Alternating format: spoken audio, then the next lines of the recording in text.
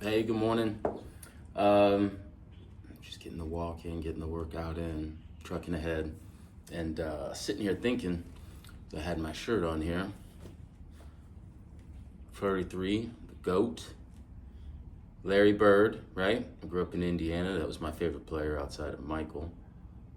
Anybody else know what is so magical about 33? I think some of you know Yeshua, Jesus, Yeshua, however you want to say it. Died at 33, right? He's crucified. I'm trying to let you guys know that you are inherently free. You do not need an organization or a religion. That's what he's trying to teach. Trying to let people know they're connected to God and to focus on that. And he got murdered, sacrificed for trying to teach that. That's how powerful the word is. 33 also is a degree in Freemasonry.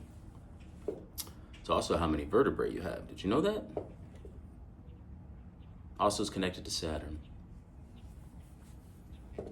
You should look up 33. Put it in Google search or put it in Chat GPT, better than Google, and see what it tells you. Do deep dives into stuff like this, right? That's what I like to do. And I don't know it all, right? And sometimes I'll learn something and I can't remember later. I'll pick up on stuff, but that's okay.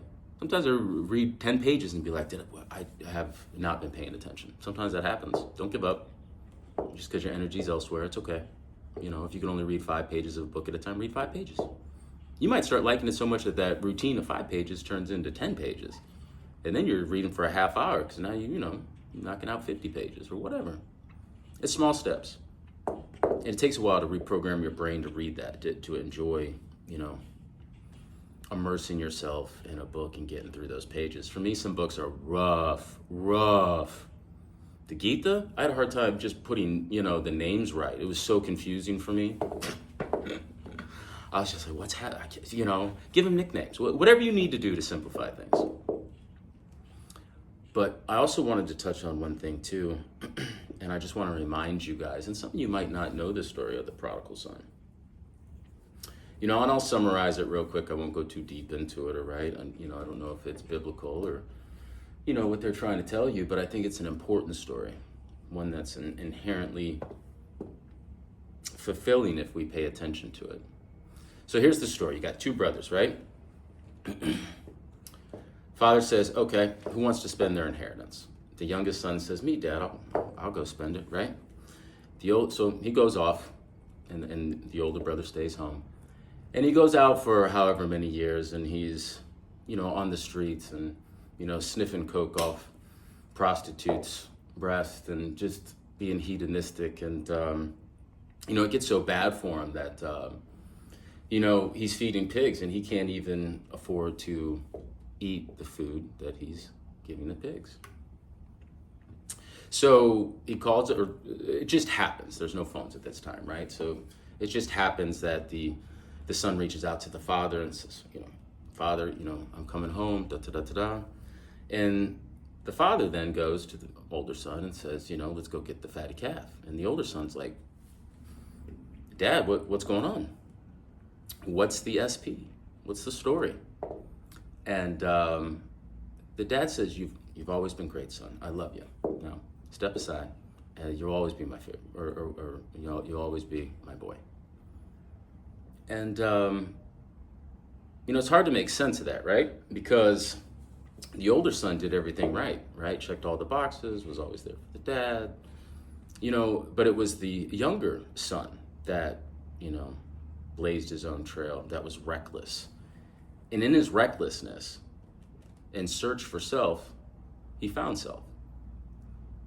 But sometimes you got to go out there and prostitute yourself until you see it, right?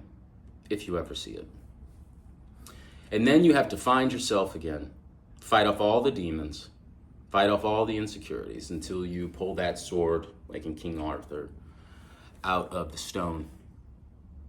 That king that didn't know he was a king, that was born on the streets, became a king on the streets, and then went back and reclaimed his or her throne. So to end the prodigal son story, sometimes the one that appears to be reckless, or the one that seems to be making missteps is actually, in fact, making progress.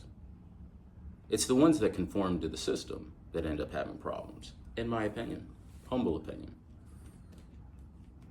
But I tell you the prodigal son story because sometimes the winners, or the ones that come out on top, are the ones that are chastised and thrown out. Look at Joseph. Look what his brothers did to Joseph. Look what Joseph's brothers did to him.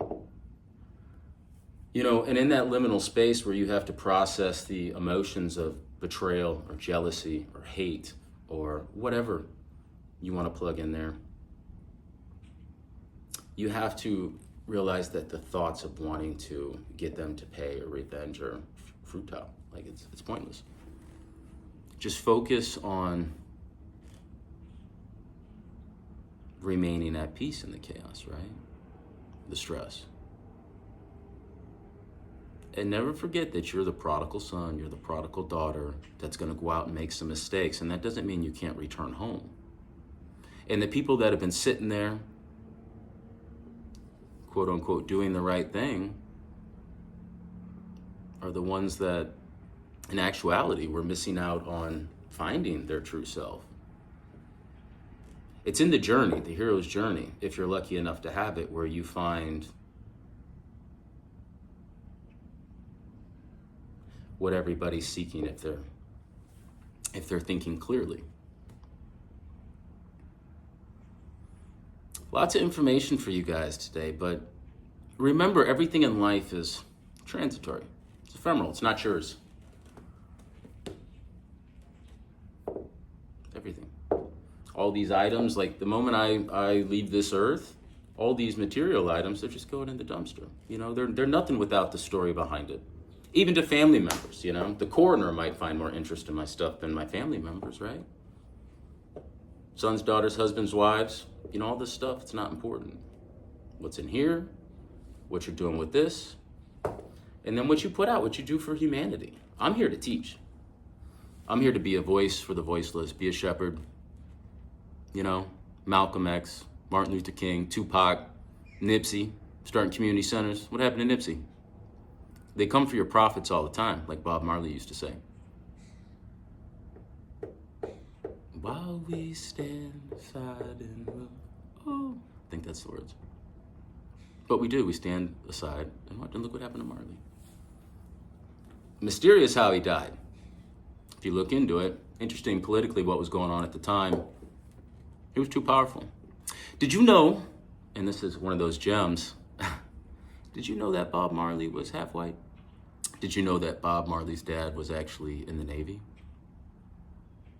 and had been down in Jamaica and met Bob's mom, and that's how he was born? What a story.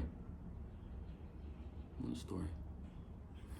Anyways, I know I jumped around a lot, and I hope this was useful and that you have something to think about. And hopefully I came full circle with the stories and that they made sense. I know they make sense to me, and sometimes it's hard to recall and, you know, on the fly like this, be able to convey to people, you know, the meanings of these things, or these books, or these stories, these connections, these vibrations, these energies. So today, it's Friday, right? Tomorrow's Saturday, Saturn. Look up 33 and remember, you are your own king or queen. You're the king author. I don't care where you come from. You can pull that sword out of the stone at any time and reclaim who you are and who you're destined to be.